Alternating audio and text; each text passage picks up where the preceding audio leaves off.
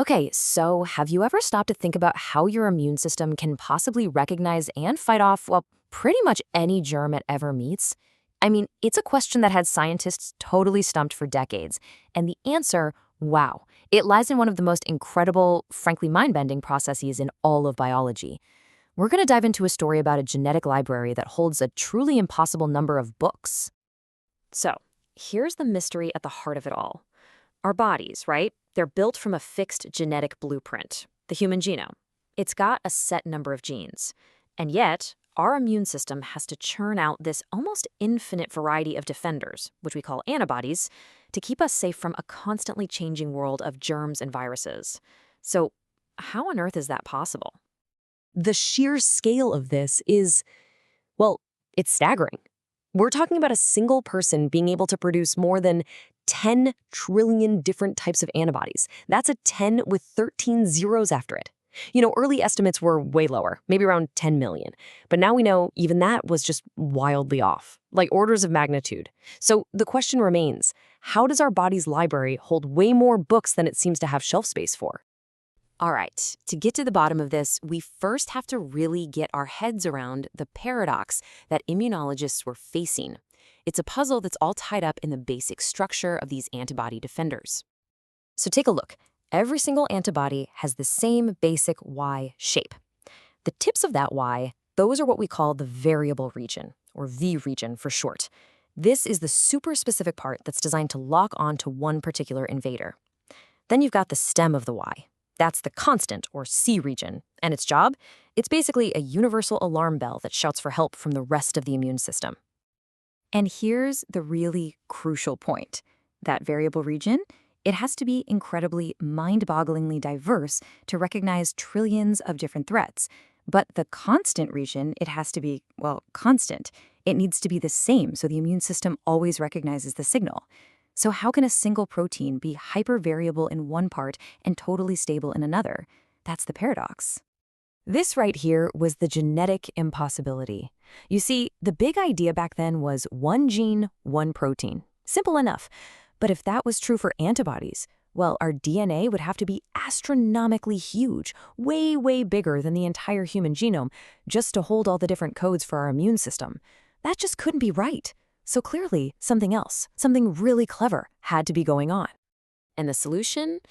Oh, it came from a hypothesis that was, for its time, pretty much heresy. It suggested that our DNA wasn't this fixed, static library of instructions. No, it was something much, much more dynamic. Genes that could move? Crazy talk. And this quote, it just perfectly captures the shockwave this idea sent through the scientific community.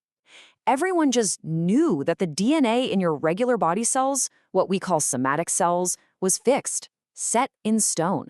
So the idea that these cells could actively cut and paste their own DNA, it was absolutely revolutionary. It didn't just bend the rules, it broke a fundamental rule of genetics. This diagram here just brilliantly illustrates that radical idea. It was proposed by two scientists, Dreyer and Bennett, way back in 1965. They imagined our genome had this huge library of different V region gene parts and just a handful of C region parts. So to build an antibody, a baby immune cell would just pick one V from the shelf, stitch it onto a C, and boom, create a brand new, totally unique gene. Now, that's a really elegant theory, right? But was it true? Proving it was going to take a truly groundbreaking experiment, one that would literally change biology forever and, earn its creator, Susumu Tonegawa, a Nobel Prize. This journey from a crazy idea to a proven fact, it took a while. The hypothesis came out in '65, but it wasn't until more than 10 years later, in 1976, that we got the first solid proof. And this discovery was so fundamental, so important, that it was eventually recognized with the highest honor you can get in science. The experiment itself was just pure genius. What Tonegawa did was compare two different types of DNA. First, the original blueprint DNA from embryonic cells. That's called our germline DNA. And second, the specialized DNA from mature B cells that were actually making antibodies. He then used enzymes to chop up both sets of DNA and use these tiny radioactive probes to go hunting for the V and C gene parts among all the little fragments. And right here, this is it. This is the smoking gun. In the embryonic DNA, the blueprint, the V and C probes lit up on totally separate chunks of DNA. That means they were far apart. But in the B cell DNA, both probes hit the exact same piece.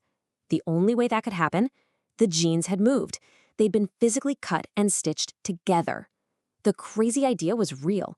DNA recombination was happening in our body's cells.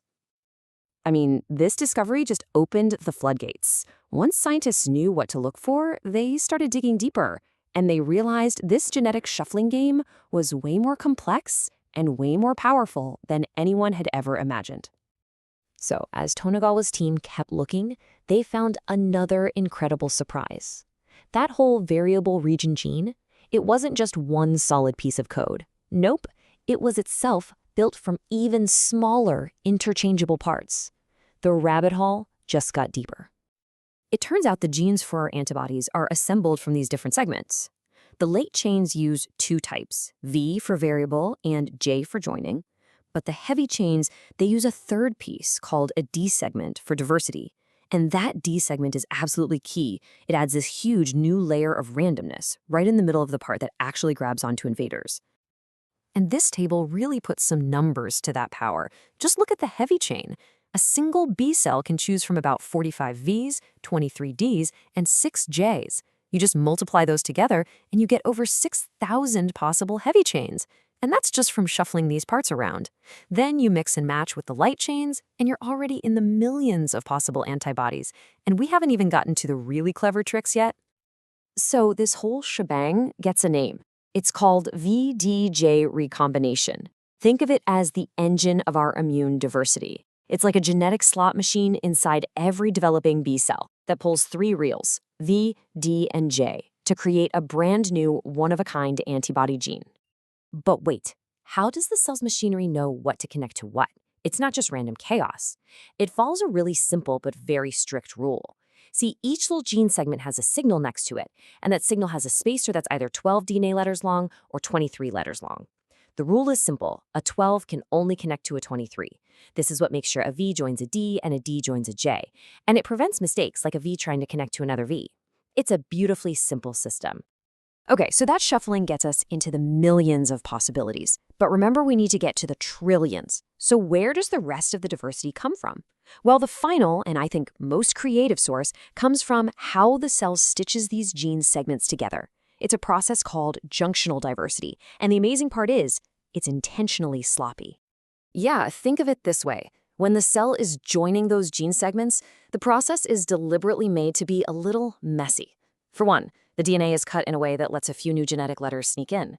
Then some enzymes come along and can literally nibble away some of the original code.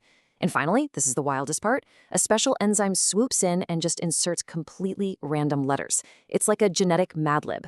And all this messiness creates even more randomness right at the joints, exactly where it matters most. Let's zoom in on that first step, that creative sloppiness.